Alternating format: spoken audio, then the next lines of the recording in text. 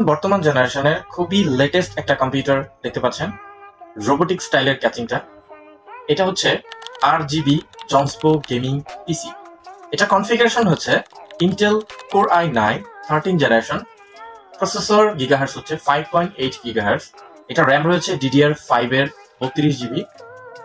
এটা graphics card রয়েছে গিগাবাইটের RTX 4090।